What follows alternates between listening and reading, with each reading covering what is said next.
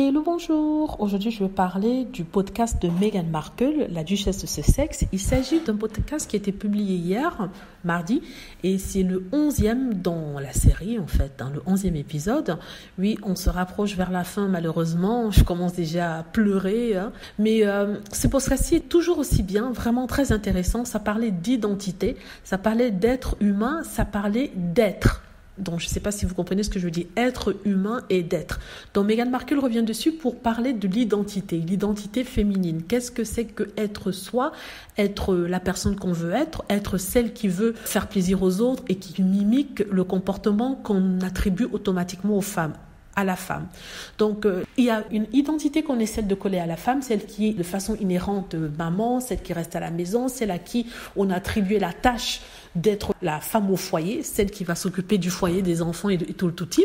Et pendant longtemps, c'était le label qui avait été collé aux femmes. Si vous étiez femme, la première chose, la priorité était d'abord d'être maman, d'être une femme au foyer, une femme à la maison. Et même quand on a permis, il faut dire bien permis, aux femmes de travailler, c'est-à-dire en leur donnant le droit, on avait assigné certaines catégories dans lesquelles elles pouvaient se développer. Secrétaire, infirmière, nurse, et il y avait aussi une autre catégorie dont je ne me souviens plus. En tout cas, c'est toujours dans le service. Et c'était ces 5 catégories, 5 types de jobs que les femmes pouvaient faire. Il n'y avait pas autre chose. Et ça, c'était dans les années 60 et milieu années 70. Après ça, avec la libération sexuelle, la libération des années 70, tout ça a éclaté, ce qui a permis aux femmes de se libérer un peu plus.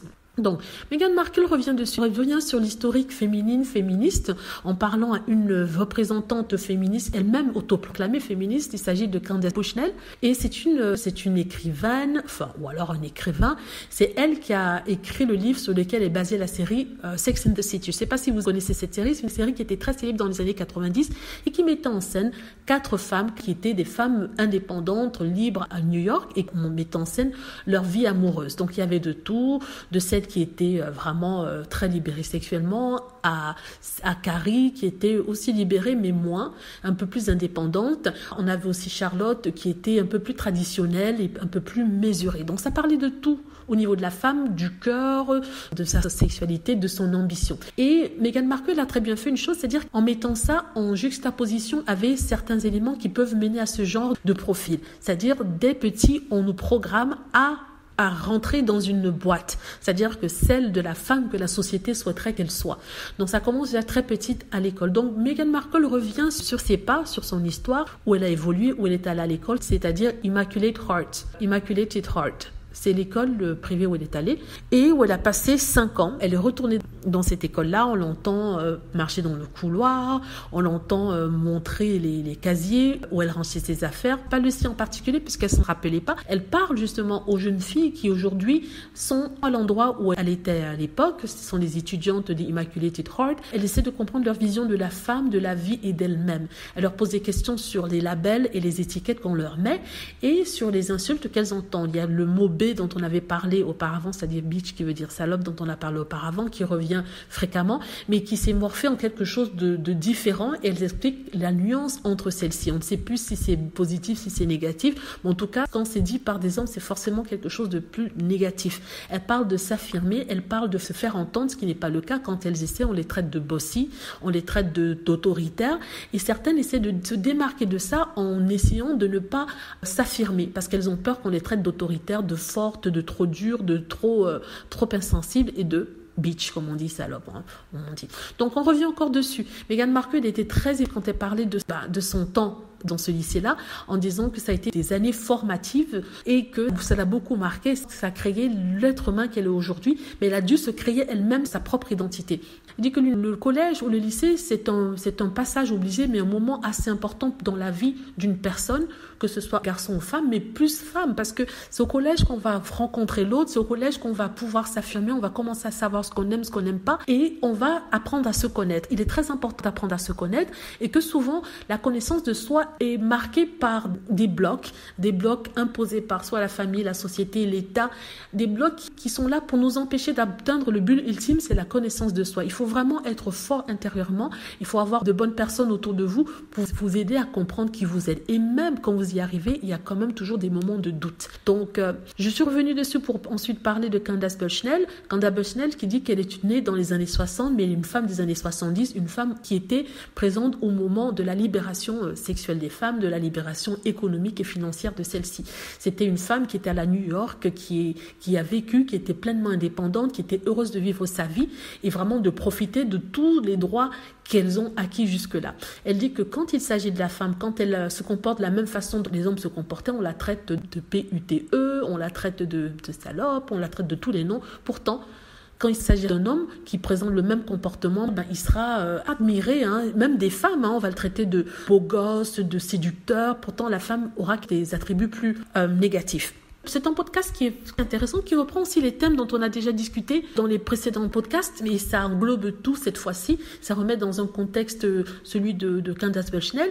Et ils ont montré comment la série Sex and the City a révolutionner la façon dont la femme se voit en tant qu'être humain. Certaines femmes, il faut dire. Donc, c'est une série qui est arrivée dans les années 90, une période où les gens se cherchaient avec l'époque du grunge, on n'était pas sûr de quoi que ce soit. C'était assez compliqué à l'époque au niveau de l'identité même. Donc, ces femmes se sont montrées qu'il y avait une autre vie. Bon, il faut rappeler que les femmes qui sont décrites dans Sex and the City sont des femmes assez élevées dans l'échelle sociale. Elles avaient un boulot qui était bien payé, donc ce n'est pas Madame Tout-le-Monde, mais quand même, comme c'est des personnages féminins bien écrits qui étaient basés sur les personnages que Candace a rencontré dans sa vie, elle représentait l'idéal pour certaines femmes qui voulaient vivre ce genre de vie, mais qui malheureusement ne pourront pas l'atteindre, et ce à cause du déficit financier. Ça veut dire que elles n'étaient pas aussi riches, mais ça motivait les gens à vouloir plus. C'était un exemple parmi tant d'autres, un exemple différent des exemples qu'on nous montrait souvent, c'est-à-dire la femme au foyer. Bon, on n'a rien contre les femmes au foyer, et d'ailleurs Megan le dit, la femme au foyer n'est pas le problème. Le problème, c'est qu'on soit cantonné qu'à la femme au foyer.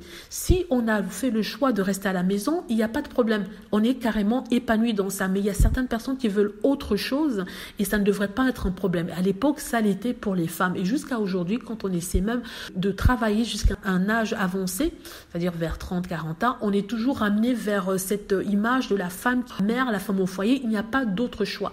Si 90% des femmes, je dis ça comme ça, je n'ai pas vraiment de chiffres, on va dire 70% veulent être mère, avoir une famille, il y a certaines, une infime partie qui n'est pas forcément portée vers ça. Et c'est quelque chose qui doit être aussi accepté. Le choix de chacun doit être accepté. Une femme qui ne veut pas d'enfant est souvent critiquée. Et ça, oui, ça c'est sûr, dans la société, on la traite d'égoïste, on la traite de ceci, quelqu'un qui n'est pas normal, parce que le but ultime de la femme, c'est d'avoir des enfants. Et ici, elles disent que ce n'est pas forcément le cas. Il y a d'autres choses qui rentrent en compte. On n'est pas qu'une simple enveloppe, on est plus que ça. D'où le problème d'identité, se trouver, se chercher, se rencontrer et se réaliser. En tout cas, ça c'est la première partie de ce podcast.